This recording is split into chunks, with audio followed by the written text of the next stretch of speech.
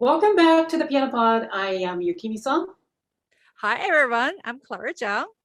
For anyone joining our show as an audience for the first time, so glad you're here. Clara and I are both classical pianists and piano teachers from New York City. This podcast is for anyone who plays the piano for fun, loves listening to the piano music, or for someone who is pursuing a career in piano, or simply is just curious about the world of piano music. That's right. In each episode, we interview a guest speaker who has been breaking exciting new ground in the music industry. Before getting started, we want to thank our listeners for tuning in. Please read our show or review on Apple Podcasts because every reading review will help people to find our show. For this episode, we invited Mr. Lee D. Stockner from New York. Lee is a music educator, author of Occupational Octaves Piano, president and CEO of Musically Inclined Guy, Inc., and creator of a new language of music. That's right. We had a brief pre-interview meeting with him the other day, and he mentioned that he had extensive work with special needs students. And from that experience, he created a new language of music for people who can't read traditional music notation. And do you remember, Clara, about a year ago, we invited Selena Pistresi from San Jose, California, as a guest of season 1, episode 11, who specializes in teaching neurodiverse students. And it turns out Lee's her coach. Oh, wow. That's quite a small world we live in, right? And so Mhm. obviously his method has had such a significant impact on special needs students across the nation and their teachers, and sounded like, really exciting. Yeah.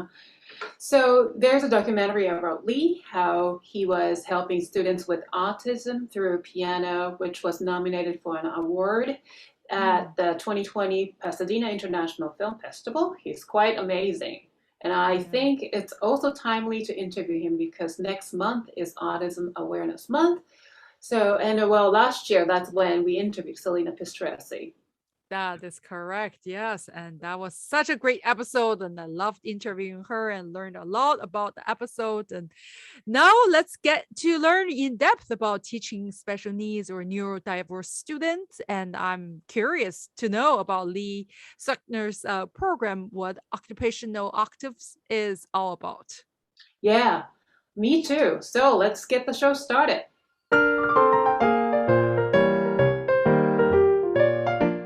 You are listening to the Piano Pod, where we talk to the brightest minds in the industry about how they are bringing the piano into the 21st century. We're very excited to introduce our guest of episode 11, Mr. Lee D. Stockner, to the show. Mr. Stockner is the author of Occupational Octaves Piano, a series of piano method books which hundreds of music instructors across the nation have used to teach piano lessons to special needs in the past decade. He is the creator of the new and user-friendly language of music featured in Occupational Octaves, which was invented for anyone with basic color and letter matching skills. Using this language allows students, including those with high support needs, can play challenging music such as Für Elise or exercises like 4-octave scales and parallels. We are going to cover topics including Mr. Stockner's own diagnosis of ADHD, experiences of teaching special needs students, the science behind optimal flow experiences at the piano, and his newest method to teach traditional music notation. Well, hopefully we can cover all of them in such limited time today, and fingers crossed. So let's get right into it. Lee, welcome to the Piano Pod. Thank you, Yay! Kimi. Welcome. Thank you. Thank you, Kimi. Thank you, Clara. I'm very excited to be here. Yes. Thank you so much. We For joining us appreciate your this time. morning. Mhm.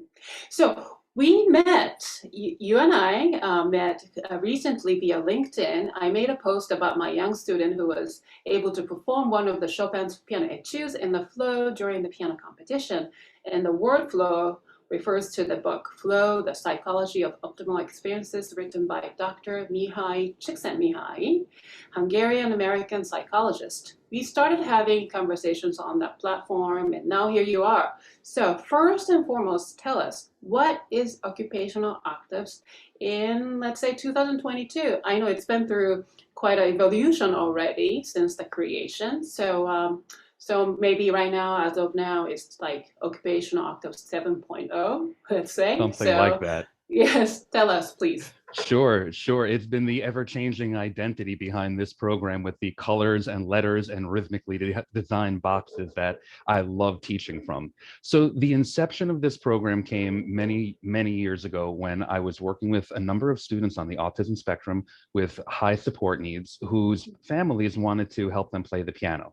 And most of the experiences that they'd had with other piano teachers did not go so well. So when they reached out to me, I knew I had to come up with a new idea. And I had this idea rolling around in the back of my mind for a system of colored letters in rhythmically designed boxes. Basically, something where if people could match the program, they would be able to play the piano. So I started working with a handful of students who could do this basic color and letter matching, while I was also working in a school with them where we had to work on everything from the basics of what we call ADL, activities of daily living. And these ADL skills had to be broken apart in such a way that I learned how to support little tiny steps in big processes. For example, you would never think that helping a student brush their teeth could be a 12-step operation. And one of the steps you can get wrong is walking into the wrong room or holding a toothbrush upside down. So getting to work with individuals that had some of these really severe challenges was something that helped me see educational processes in a different way than, frankly, most other piano teachers out there. It's not, you don't have to break things down so far in traditional music notation, or so we thought. So Occupational Octaves became a new language of music with the colors and the letters that I started with the individuals at this school for students with autism that I was working at. So that was the inception. And I also had a lot of skills in terms of working with people that had behaviors that could be what we call maladaptive, sometimes violent toward themselves and others and property, and a number of situations that were, quite uncomfortable to say the very, very least, and things that if we didn't have to have people go through, we would always choose for them not to have to go through very stressful situations. We started to use the program with these individuals, and as a 10-year classical piano teacher at that point, I knew exactly how to teach a classical piano lesson. I knew how to start it from two thumbs on middle C and work the way outward little by little. And I knew the value and the efficacy of starting in a position like that. So with this new language of music that I had, I started putting together a curriculum very similar to the one that I used as a teacher for 10 years and as a student 20 years prior, and developing a similar method into the new language of music. So what Occupational Octaves is a new language of music written out into a full classical curriculum. Okay. Wow. And then, you know what? We'll get to this new language part later. Yeah, but I'm very excited to find out more. And so tell us the level goes from obviously from the very beginner to up until what level with well, your there is no limit on the level. In the same way that traditional music notation has no limit to what can be written, you could always write more and more. Same thing here, because it is simply a new language of music. So in recent weeks, I've written up a couple of different Chopin nocturnes. I wrote up the Liebstrom Liszt nocturne, which is just beautiful. Wow. Oh, it's so beautiful. And Yeah. to have a nocturne that is so based in major key and still have that haunting effect is so beautiful and so amazing to introduce to students who outside of the lesson may need help on everything from tying shoes to crossing streets. So it's an incredible thing to see, but there really is no limitation. There are complications because it is challenging to write up, say, things like 30-second notes in a system like this, right? Things like that can get challenging and complicated for sure.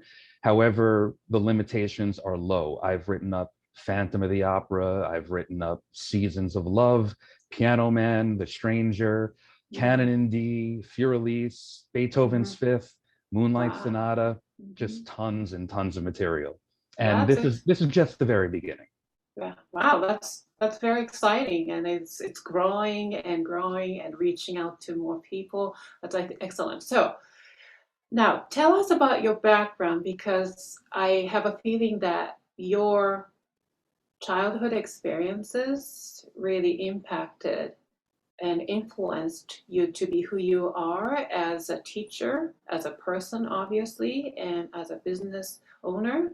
So, could you tell us your upbringing, please? Sure, sure. Well, in certain ways, I have the luckiest of upbringings possible. You know, a wonderful middle class family from Long Island that raised me with all the love in the world.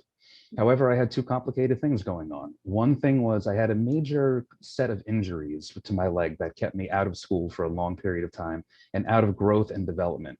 When everybody else was out there playing in games and playing sports and whatnot, I was in a body cast, I was in traction, I was in rehabilitation, I was out of hospital.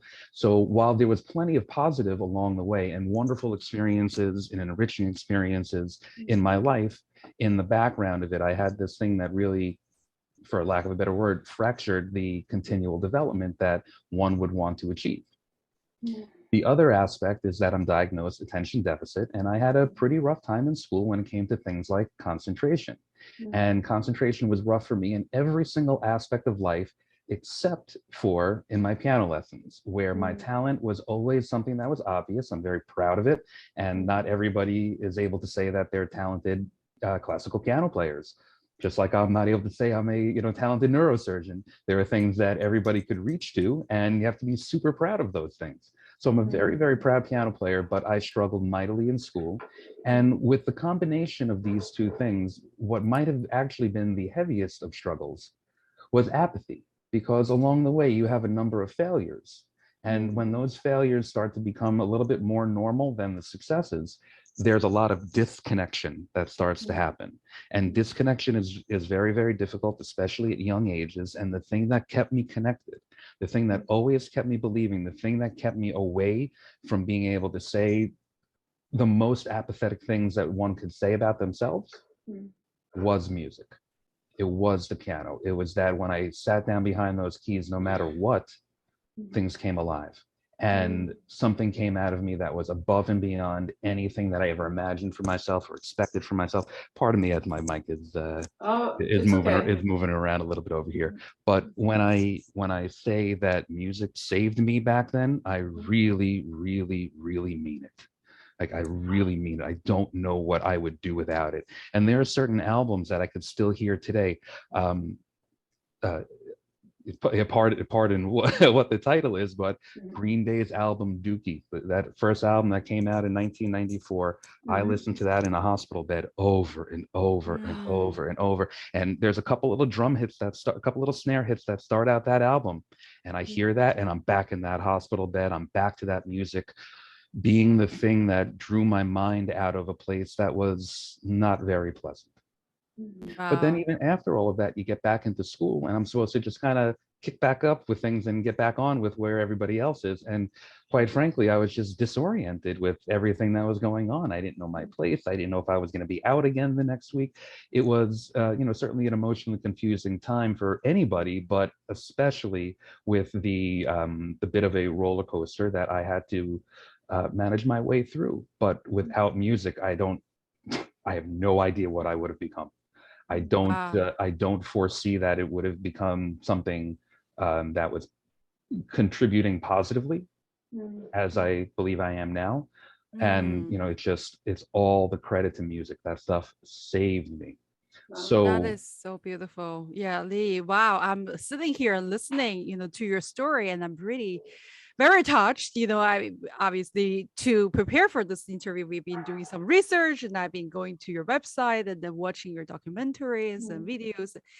Wow. They say the magic of music, right? So music really saves us all a lot of times. And then I'm very curious. Earlier, you mentioned something about this new language you've been writing. And I know we have a lot of other questions, but I'm just very curious. Can you just briefly explain a little bit of that? Sure. If you don't mind, I'm going to use some visuals to do so. Perfect. Yes, please. All right, I'm going to go ahead and take over the screen over here. I got a nice little PowerPoint ready to go over here. So awesome. So let's just get right into a couple of technical things over here. We have to make a transition because I just got everybody all emotional with everything. And now we're going to talk about some very technical items.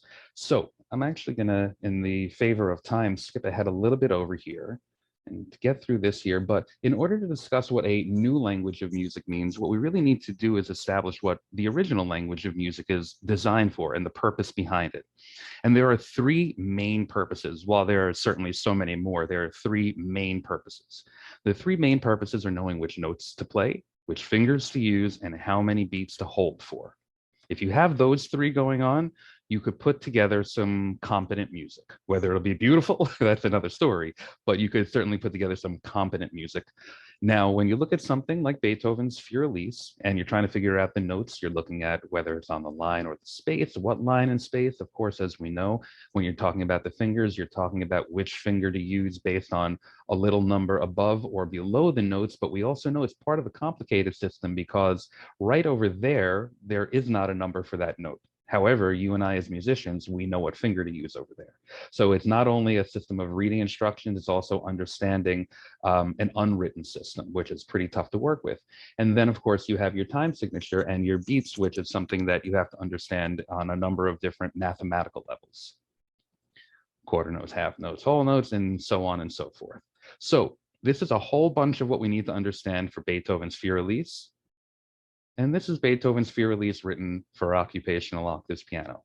And when you look at these two, believe it or not, you are looking at the exact same notes, the exact same fingers, and the exact same beats. The instructions are 100% identical. So basically the language is from those finger rings, right? The different colors. Let me get you right there. I'm going to take you on that journey right now. So even though we don't use this term so much anymore because we are not 100% focused on the special needs community, we're focused on a community of anybody who could match colors and letters. That's who could have success with this program, even though its inception was with the special needs community. But for something to be user-friendly for the special needs community, your biggest goals and your biggest struggles have to be with clarity and ease. And that's what the big purpose behind Occupational Octaves is. So as you saw, you had the rings on the fingers and you had a labeled keyboard. Let me just go back there for 1 second.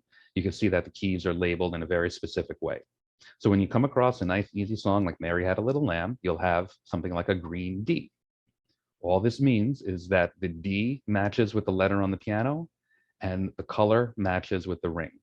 And this way, you'll know exactly which key to push down and which finger to use on every single box. And 2/3 of the battle is already won. But a little bit more complicated is total beats to use. And what's great about traditional music notes is that we all understand our general system of counting. And once you get it, you know, it's like magic. You could bring the rhythm of strangers together through a piece of paper. It's incredible. Same thing over here. The same system exists. It's just designed in these boxes. And you know something, the counting could actually be a little bit too tough for certain students that I work with. So we just learn that you hold when there's an arrow and you just point and you go one at a time. So whether you're using the counting or you're not using any counting at all, you have a special needs user-friendly approach. And special needs user-friendly, what that really means is user-friendly to many, many, many people. So now we know exactly which notes to play, which fingers to use, and the beats to hold for. Got it. Wow. So the 8-book curriculum, more or less, gets a little bit harder each book that you're going through. You can see flats and sharps being added, chords, 3-note chords, larger chords. Book 5, you get into minuet and G major, a nice big bold jingle bells here with a bunch of good chords. The Für Elise that you saw, and one that I love showing off is the Blue Danube, which is it's a journey through that piece over there. And I can actually close that over here. And that is the basics of how the new language of music works. And it's also why I'm willing to go out there and say something as bold as new language of music, because I've had a number of people over the years just hang the phone up on me when I say this idea. Oh no, we don't use traditional notes. We use a new language of music. Click, done, you know, right away. So I always appreciate the opportunity to share exactly what it is so that you could see for yourself. Because you know, honestly, I don't mean to confront you or anything, but hear me out. So I've been teaching piano lessons over 25 years. And then, you know, I have been taught with this traditional notations and, you know, I'm a classical musician. And so this notation, classical way of notation, is not something that just popped out of nowhere, but it's the tradition coming from a thousand years ago, approximately, and then over time it evolved, and it keeps evolving still. So then when I hear new language, what is that? It's you're completely out of your innovation and creation. So obviously I had a huge question mark instead of rather resistance, but it's like, okay, tell me. So um, so what's different about it? So you just showed us using color and also boxes, so that for those people who are struggling to read, traditional way of notation can read and play the piano, right? Yeah, the term that we've begun to use more than anything is read and succeed. And the reason why we use that term so frequently is that there's a lot of people out there that could tell you this note is an A, this note is a half note, this chord you should hold for 4 beats. They could tell you these things, but whether or not you could functionally put your hands onto the piano and play, whether you could sight read a brand new piece of music like a student would have to do in NISMA, that's where the real questions lie, in my opinion, because I know very well that due to the magic of muscle memory, anybody could be taught to play a song. Virtually anybody, not everybody, pardon, but Right. almost anybody could be taught to play many songs just by what muscle memory is. But the question becomes, can you hear a song on the radio, something like, let's say, Piano Man, and say, I want to play this, and go home and go online and order the sheet music and have the download come, sit at the piano, open up the sheet music, read it, and play it successfully? And very frequently, the answer to that question is no. However, if you say to yourself, I have the rings for the fingers already, my keyboard is all labeled up, I just heard Piano Man on the radio, let me see if Lee made that song for Occupational Octaves, you could play it instantly. So not only is this read and succeed at the piano, it's play challenging music with a simple language. You know what else I also saw that I was, while I was watching your demonstration, I was thinking, I can actually introduce to my dad, because my dad is someone who has perfect pitch, and he, but he's not a musician. He just play by ear, so he can play on his harmonica anything as long as he hears it a couple of times. But on the piano, I realize it's been a little difficult. Like, lately I've been trying to teach him a little, because this notation, right? The staff line, he learned with me when I was 3, but it's been many years. And so now my language, because I was eventually trained here and studied here, that I use A, B, C, D, like C, D, E, F, G, right? But in Chinese, we actually have a system very similar to the one you're showing, except with numbers. So do, re, mi, fa, sol, la, ti, do, just 1, 2, 3, 4, 5, 6, 7. So that's what if he reads that, he can play right away. But there's not so much, classical piano music that's written in that language. So I'm like, we can translate that. This is actually cool for like international audience, right? So Not cool. So I'll tell you, there's one of my clients, she's based out of Amman, Jordan. She's an occupational therapist out there, and she does the lessons. She's a piano player as well, and she sent a video of her using the program with one of her students, and she's speaking in Arabic, and I can't understand one word she's saying, but if you listen to the entire thing, you hear all these words in a language you don't understand, and random pink B, green D, and it's the funniest thing to hear, but also amazing to actually witness and see a young child in Jordan playing Row, Row, Row Your Boat with the right notes, the right fingers, and the right beats a few weeks after being introduced to the program, which is of course all written in English, because it's the only language besides music I know how to write in. Right, exactly. So you're impacting not only the students in the United States, but also beyond. So you're really reaching out across the pond. We've had many book orders from around the globe. We have students. I have a student myself that's in Australia that I see. There are people all over the UK and France and Israel and Germany that have purchased books. It's gone into a couple places in South America. It's done for something that could turn you off so easily with that whole new language of music idea. If you're even moderately skeptical, it could turn you off.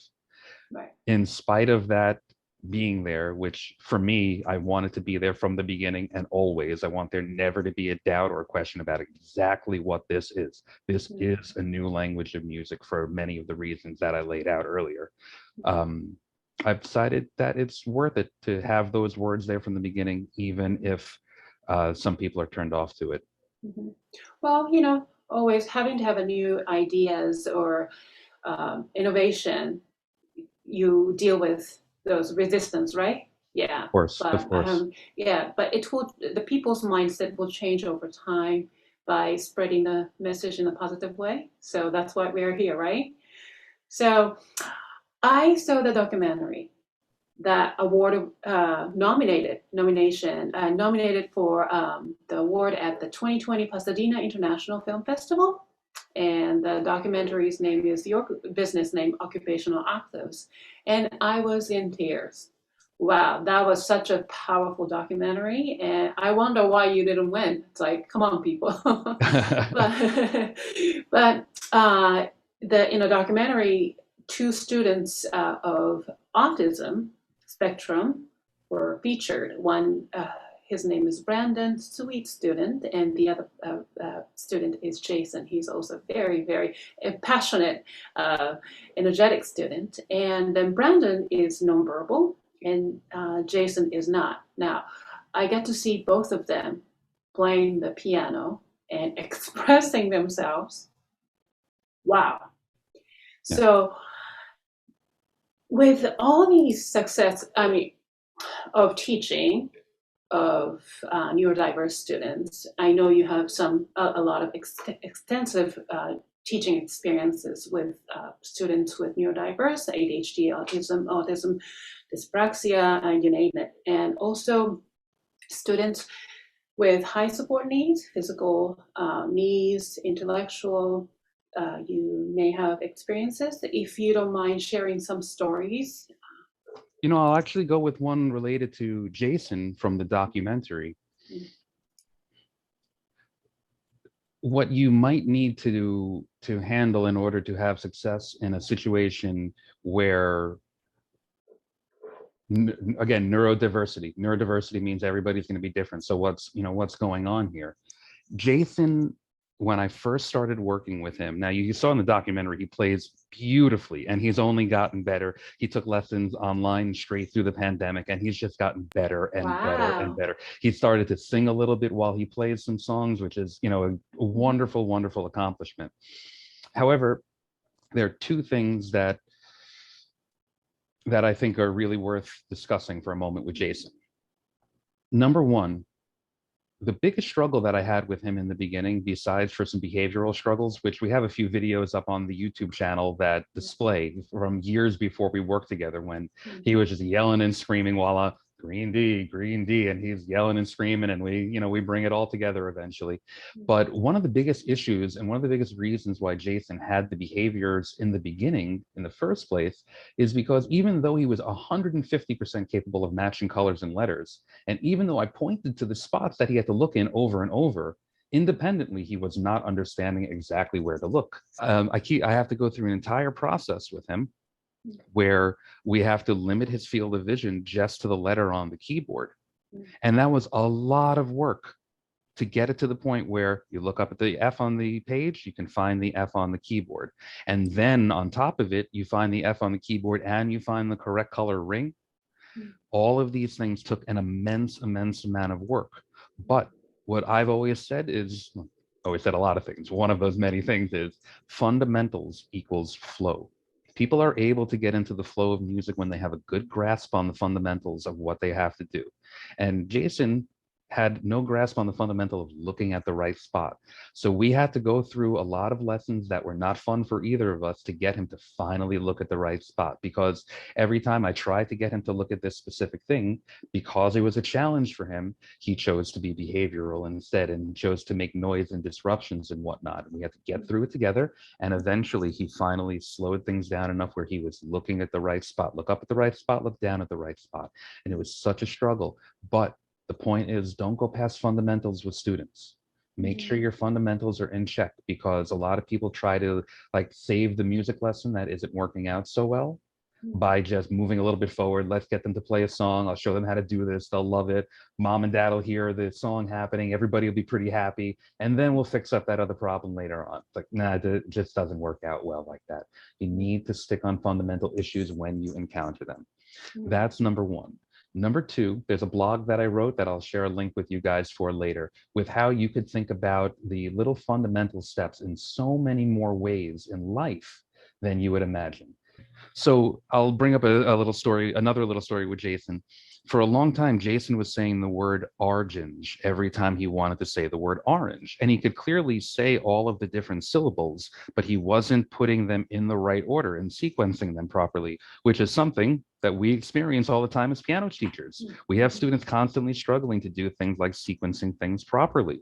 So he's saying this word orange, and I want to correct the problem for him. I'm not a speech teacher, but I could figure out the movements of the mouth to say the word orange. And what we started to do was I said to him, Jason, say R-E, because when he was saying orange, he was keeping his lips together. I was watching just the motion of his lips. He's keeping the lips together. So I said, Jason, say R-E. And by saying E, he had to open up. And by opening up, he was able to say orange and not be stopped from making those sounds by the poor positioning of his lips. So what's the idea behind that one? Positioning, positioning, positioning. You want to have students that you want to make sure understand the fundamentals of the music language that they're reading and understand the fundamentals of the position that they're in. Because when you could put those two things together, whether you're doing traditional notation in a traditional lesson or you're using my special language of music in a specialized lesson, if you don't have those fundamentals set and in a way that they could work off of each other, you're going to struggle through your beginner piano lessons, in my estimation. Yeah. I mean, it's not just the, neurodiverse students, but neurotypical too, where, the beginner, you kind of have to give them the frame, right? And don't show it too much. This is where you start. And then this is the only thing you need to know right now, that sort of thing. That's it. That's it. Yeah. When you start out with a student, you should have them in a certain position and their hands should stay on those notes. But nobody ever says why. Everybody misses saying the reason why. As teachers, we know it's 100% crucial, but why for the student? And the answer is because many times you already have the right fingers on top of the right notes. That's simple fundamentals that I'm talking about, not understanding first space, second space, third space. Those are things that could all be filled in later. But the general idea that if you're sitting at the piano and you have your hands on it, you might already have your hands in the right spot. So stay still, check to see where you are. And if you already have it there, just push right down. How many times as teachers have we seen a student shift their hand away and bring it right back to position? It turns out they were in the right spot already. So it's deep fundamentals that empower learning and empower concentration. But that philosophy, I think, is coming from going back to flow, Dr. Csikszentmihalyi's book, and which we initially got connected on LinkedIn because I posted something about it. So for me, I love the philosophy of Dr. Csikszentmihalyi because I want to help my students what music really means to them by, in a state of flow. So to me, state of flow is that despite of the challenges, with the right kind of feedback that we give to students and then students receive, which aligns with their goals and intentions, and then they can be in the state of flow, right? And the energy is flowing in the direction that they were heading. That doesn't mean it's always positive. That doesn't mean it's always the compliments that I give. So feedback can be, you need to correct this, correct that, but also I feel like as a teacher, right feedback also means giving them the right amount and level of challenges, right? Not too much of information like we talked about, but also not too little, because if it's just a little too elementary for them, it's very boring as well. So that's my interpretation of that flow experience. So tell us a little bit more about your experience with that. Sure, sure. So what you're discussing right now is the Mhm. first of 9 dimensions of flow, and that Mm. is the challenge skill balance, which basically says that you are trying to create an environment for your student where the challenges are not so difficult they create anxiety that makes you want to leave, nor so easy they create boredom, which could bring on apathy, which, as we discussed earlier, is one of the biggest things we need to avoid for all of our students and all of our own livelihoods. Even apathy is not good. So when you put things together, in order to stay away from that boredom, you need to have some basic levels of expertise. Because if you don't have basic levels of expertise, you're going to make too many mistakes to engage. And if you make too many mistakes, engagement's out, apathy is in. So you need to make sure that you have the basic expertise. And with playing the piano, it's what I discussed before, knowing the right notes, the right fingers, and the right beats. Then you also need to make sure that it's not something you can't do. Every single time I open up Rhapsody in Blue, just page one alone, I'm just like, I'm out of here. I'm not doing this. This is just not happening for me. I know myself well enough. This just getting through the first page is going to create so much stress for me that the overall holistic nature of what I could accomplish here for my heart, for my mind, for my soul, for my future, juice ain't worth the squeeze. So just not going to do it. So you want to be in what educators call the zone of proximal development. And people also refer to it as being in the flow channel, because when you're in the flow channel, what that means is you're setting your goals to do something where you're going toward that anxiety because it's a challenge. But eventually, what brought you anxiety will bring you boredom. So you have to go to the next level of anxiety, to the next level of boredom, next level of anxiety, next level of boredom. And it just creates a channel that you could just keep on traveling up, up, up, and up. And I'm probably making a mistake in my attitude with what I say about Rhapsody in Blue, because in reality, it's something that's just high up in the flow channel, and it just means I haven't put in the work yet to earn the rewards. With in your teaching experience, what are the different type, maybe to educate our audience too, right? What are different types of special needs students or neurodiverse students that you have taught? I open my doors to anybody. People will ask me, do you do like an evaluation or an intake on your first lesson with somebody? And I don't really do that. I just open up my doors. I tell people in advance, if there's no color and letter matching skills, chances are I'm not going to be able to give you good value for your time and your money, because Mm. that's the basic that I need. So if you want to come in, I'd be glad to experiment and glad to try. However, what I need to know that things are going to go okay is the basic color and letter matching skills. We bring the students in, we get those rings on, and we get kids working right away, and we basically see what the reaction is. Some kids get into it incredibly quickly. They're on page one, they turn to two, they turn to three, they see the rings are sitting out, they put more rings on by themselves. They're 100% independent on day one. Other Mm. students might understand the program perfectly, but 2 songs could drain out all of their attentional resources, and they could, more or less need a nap after that. Then you have other students that you'll encounter who might have behaviors that, again, could be sometimes violent to themselves and to others and to property and whatnot. And we have Mm. to establish the learning environment and the reasons why it's worth having self-control. And one of the reasons why it's worth having self-control is maybe I can convince somebody, hey, I could show you how to play the piano. You don't know how to do that today. I could really show you how to Right. do it. And then you have a situation where, let's say you're in my the studio that I'm doing my lessons out of.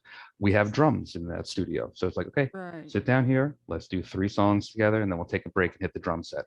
So in that situation, you're much more worried about the learning environment than the learning Mm. itself.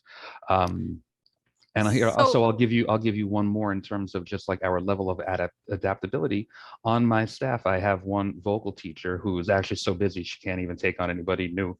But one of the students that we had a, please forgive me for, I can't remember the exact diagnosis, but her abdominal muscles did not function. They did not work. mm. So in order to breathe, her body had to constantly be brought upward and then allowed downward, like an accordion, basically. And this Wow. young lady loved to sing. She just Wow. loved to sing. And the two of them, they worked it out together, and they figured out a way of to basically use her body like an accordion and to lift up and come back down. They sung together. She was part of a couple of school plays, and it's completely separate from anything to do with the rings on the fingers and occupational octaves itself. Right. It's just one of the amazing, amazing things you can encounter along the way when you open up your life and your business to people who struggle but have passion for the arts. That is so touching. Oh my gosh. I mean, I'm just blown away, with this, and also your passion on, helping with different type of students coming in, right? And being curious enough to just learn about, okay, how can I help, right? That coming from that point of view, really. And you mentioned the word, business, right? It's I think in this 21st century, we should all be pretty proud of ourselves that, not only we're musicians and we also have our own businesses, but for you, I mean, we were looking at your website, your documentary, your method books. Can you tell us a little bit of your company, your brands, and how did you even get started with the 8 books curriculum? And I believe you said you started at age 25, or the Yeah, printing, the teaching. around The age teaching. 25 is when I first had the idea, 25, 26.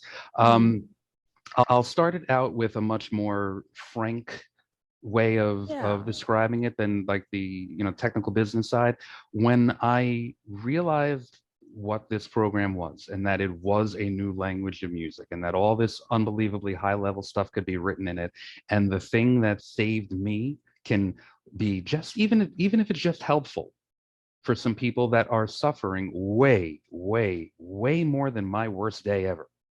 I talk about what I went through, but part of why I do what I do is because, as bad as what I went through was, it's nothing on the scale of having the conditions that I've come across. When Yukimi and I had our first conversation, she seemed taken aback because at the first job I had working with students with autism, for a particular young man to hit himself with a closed fist on the head many times throughout the day, so hard that you would feel the hit in your feet through the floor. Oh my gosh. That was a regular Tuesday. So I was around a lot of people that were suffering, and then being diagnosed with ADHD, ADD myself.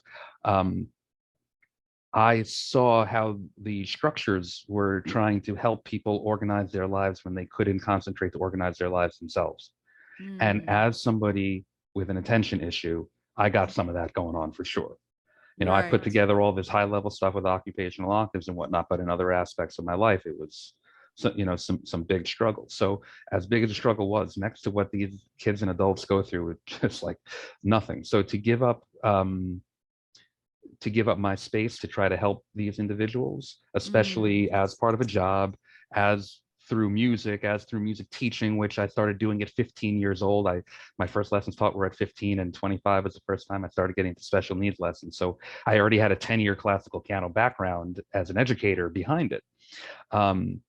So with all of these things that came together, and seeing the first handful of times that I tried it out, just how well it worked, like, oh my God, these kids with these rings on are doing the same type of curriculum that I did as a student myself, and look where it brought me with the right instruction. So and this is like the frank part of it, it became like, over my dead body does this not get out there to the public. I'm a guy with an associate's degree that struggled through school. I got no letters that come after my name. I got no notoriety and no position. Nobody knows me from a hole in the wall. But I started my first website. I wrote a note to the public. I said, dear parents, this is me. This is who I am. This is what I can do. If you want to give it a shot, I would love to welcome you in. Or if you'd love to welcome me to your house, I'll drop by. And I literally started this with, there were autism stickers all over cars, all over Long Island still are, but at one point they were on almost every car.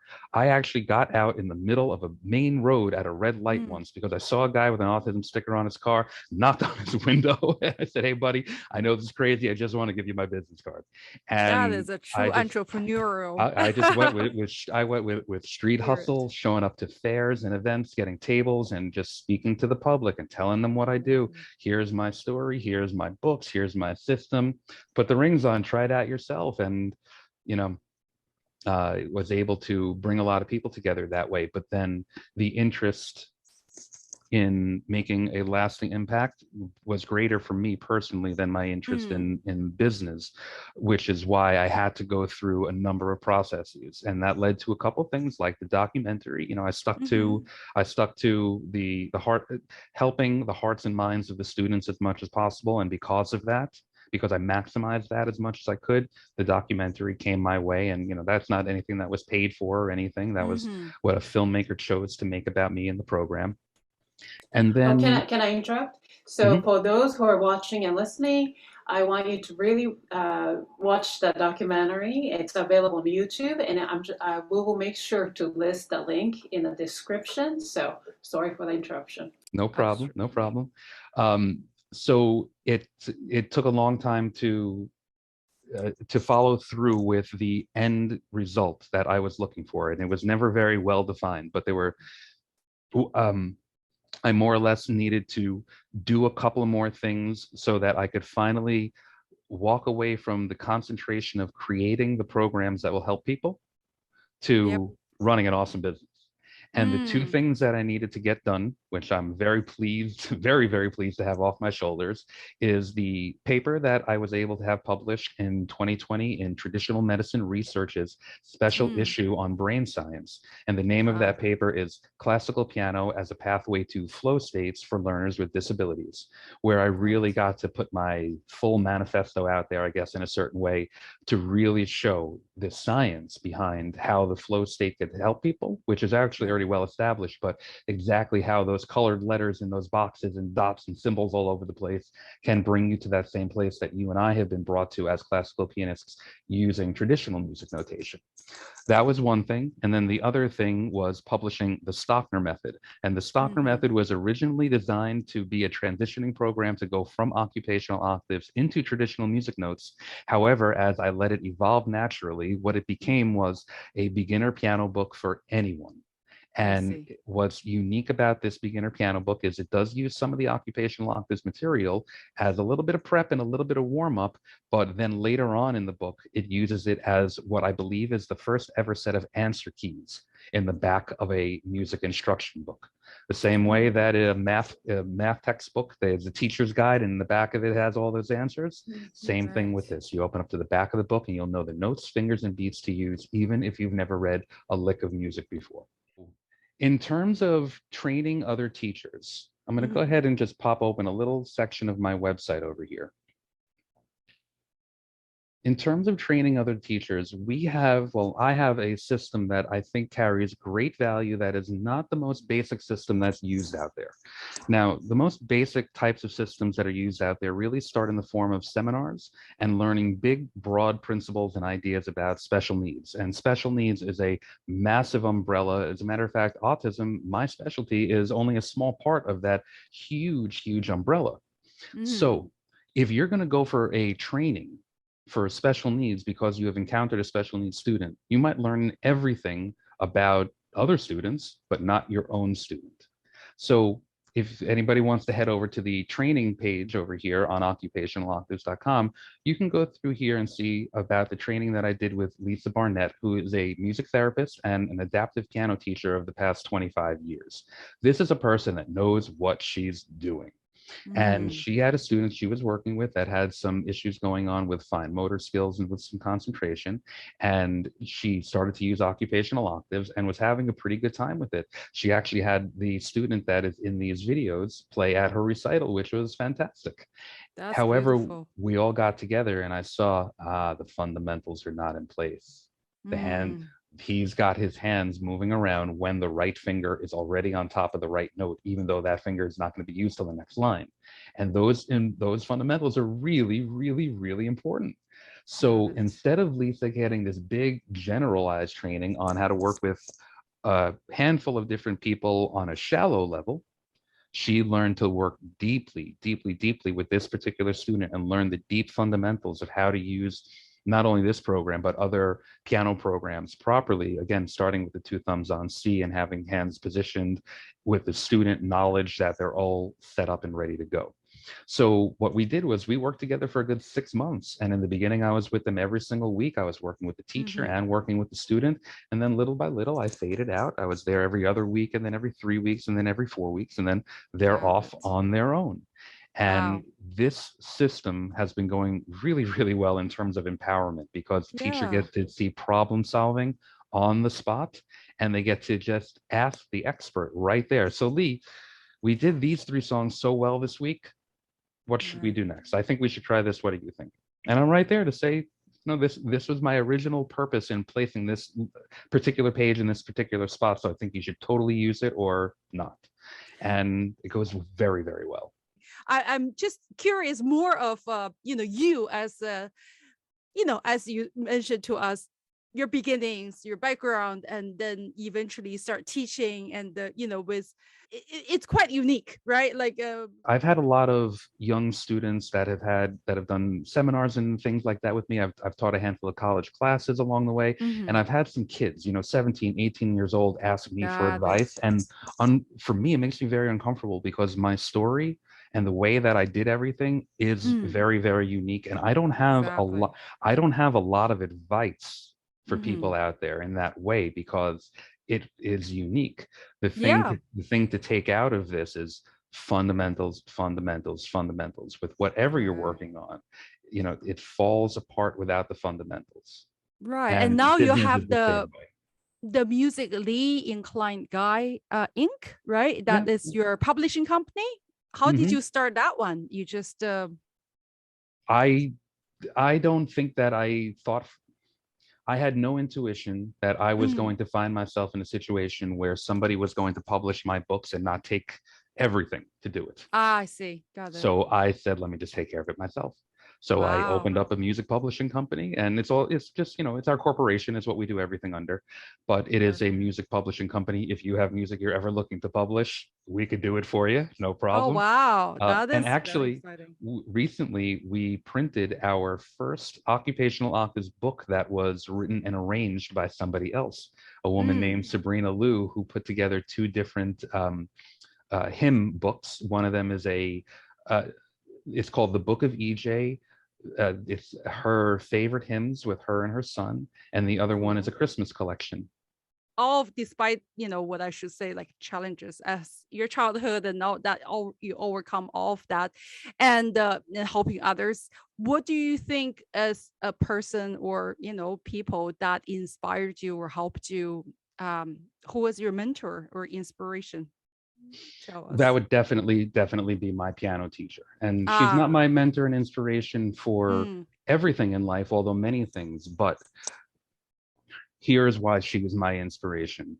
After everything that I went through, mm, getting back into lessons, right. my fingers were fine. My brain was fine. Anything that I didn't do well, I had no excuse for. There was no room for that apathy. There was no Right. room for the BS that I was giving to a lot of people, because believe me, when you're apathetic, you're going to give people some BS in life, because you just don't want to deal with things. That's what apathy is. Yeah. So Got it. with Diane, who, she's like the beloved Diane. If you know this woman, if she's touched your life is better. She's one of those people in every sense, just every sense. I don't know what my life is without her, plain and simple.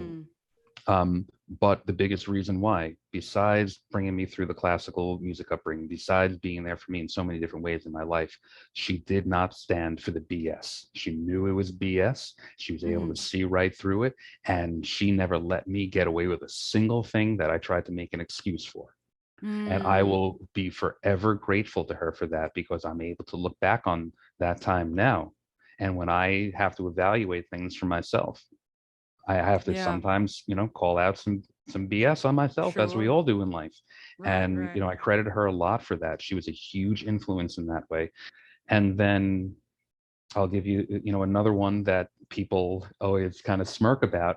I don't know if you know who the comedian George Carlin is, but George Carlin is one of my biggest influences in life. And Mm, if you purchase book 1 of Occupational Octaves, there's a list of people that I thank at the end of it. One of those people is Diane, and the last person I thank is George Carlin, Wow. because you have to so learn. cute. You could take in lessons from everywhere, but Yeah. a lot of people in life, They're going to try to bring you down. They're going to try to sell you on some words. And those things that you hear people say might not line up with reality. It might not line up with your heart.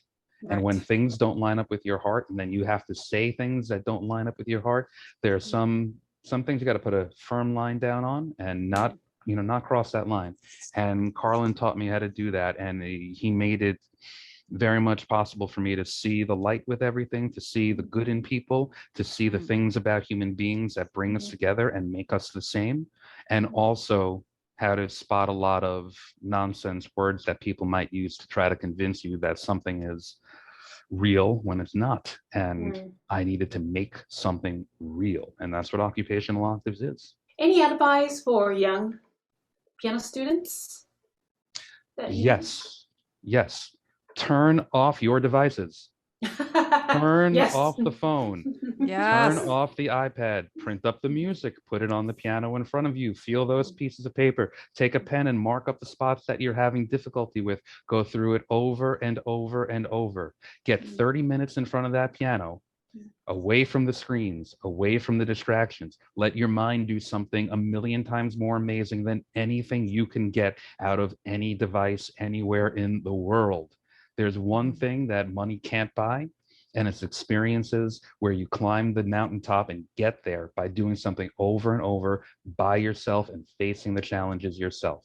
Get off the phones, get off the tablets, get off the iPads, get to the piano.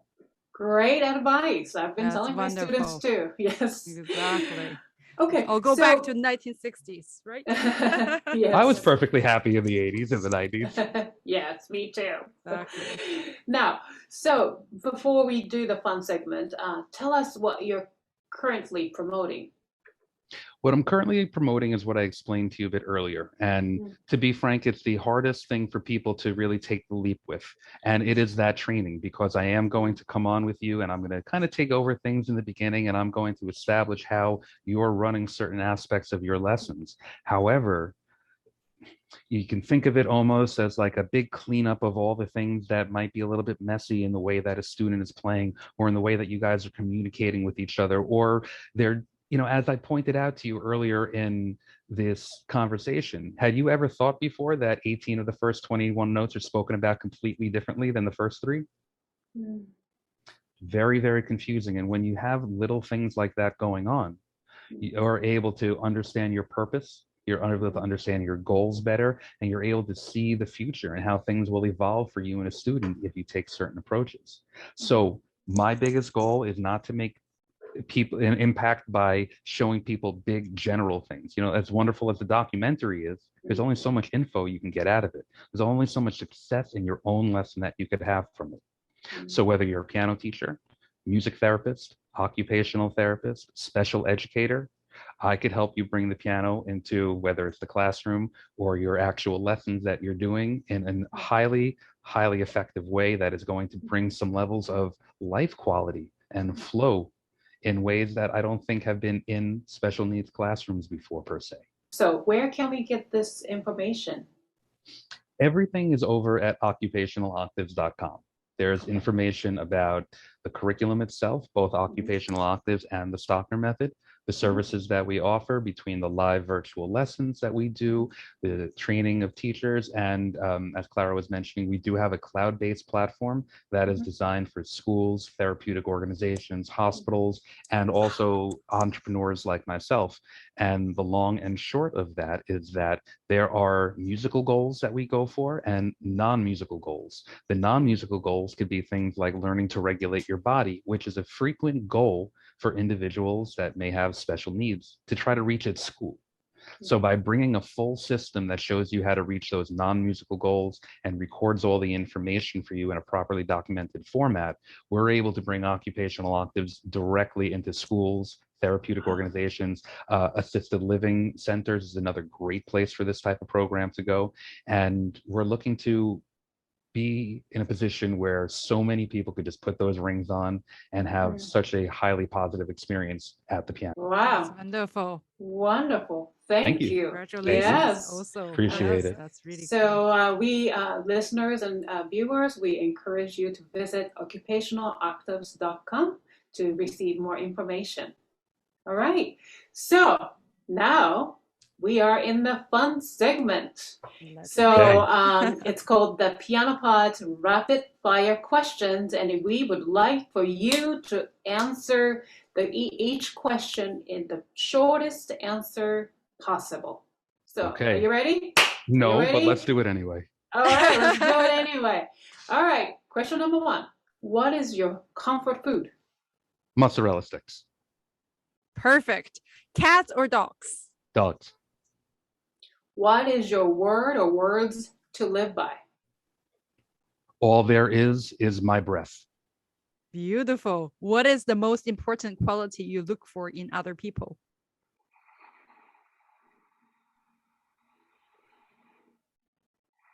Calm.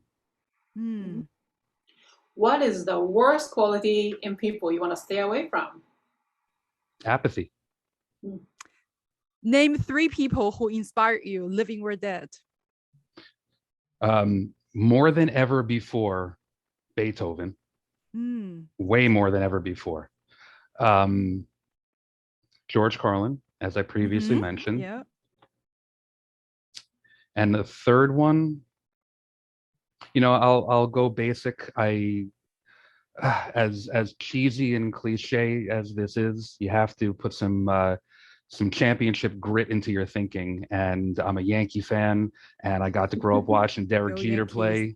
I was up there in the Bronx watching him for decades. So let's go with Mr. Jeter. All right.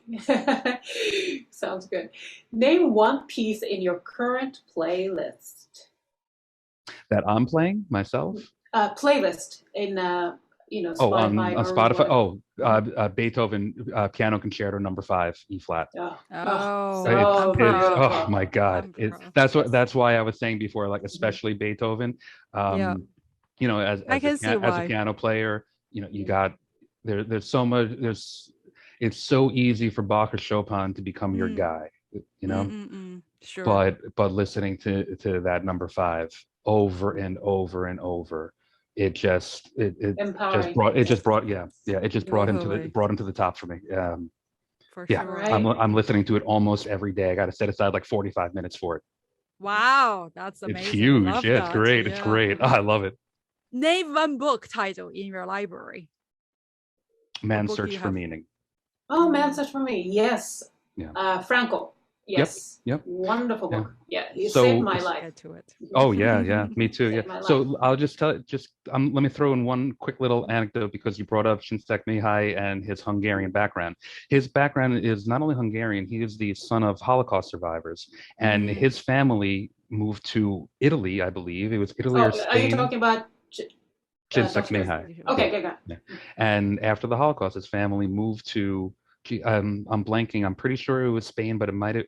It was either Spain or Italy. There are some. And his great fascination is, I'm looking at Holocaust survivors over here that are happy, and these other Holocaust survivors that are miserable. Why isn't everybody happy to be out of the Holocaust? And flow and quality of life evolved out of that idea. And you can imagine that not only does I am the Hungarian grandson of Holocaust survivors. So knowing his background with everything, and knowing what the Holocaust meant to his own initial fascination, and me having so many similar experiences in terms of my environment and during my upbringing, I was around many survivors. It was all just kind of this synergy for me personally. Not only did he have that background, but he's also got the flow background going on. Right. It just I feel a piece of what I do is part of the continuity of him. Yeah. Which I'm very proud of. Yeah. Got it. Yeah, I get you. Wow. I did not know about him.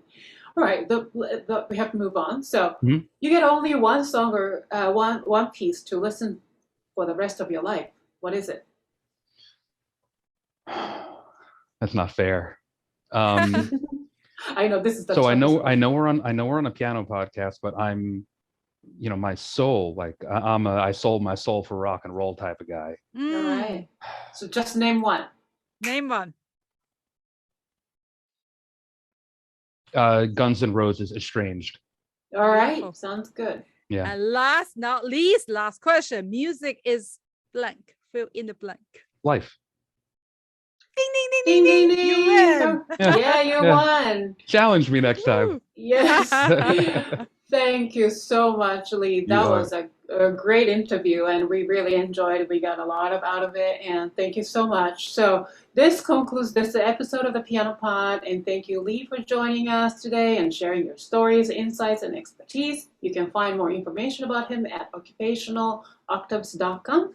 I want to encourage our audience to watch the award-nominated documentary of Occupational Octaves and follow him on social media. All the links are listed in the description. Thank you to our wonderful audience and the fans for tuning in today. If you enjoyed today's episode, please read and review on whatever podcasting platform you use. If you are watching us on YouTube, remember to hit the thumbs up button and be sure to subscribe to our channel. You can also find us on Facebook, Twitter, Instagram, and LinkedIn. The links are in the description below. If you have any feedback for us, please leave it in the comments or DM us via social media, or you can also email us at thepianopodnyc@gmail.com. We will see you for the next episode of the Piano Pod. Bye, everyone. Thank you, Lee. Bye. You're very welcome. Thank you. Take care.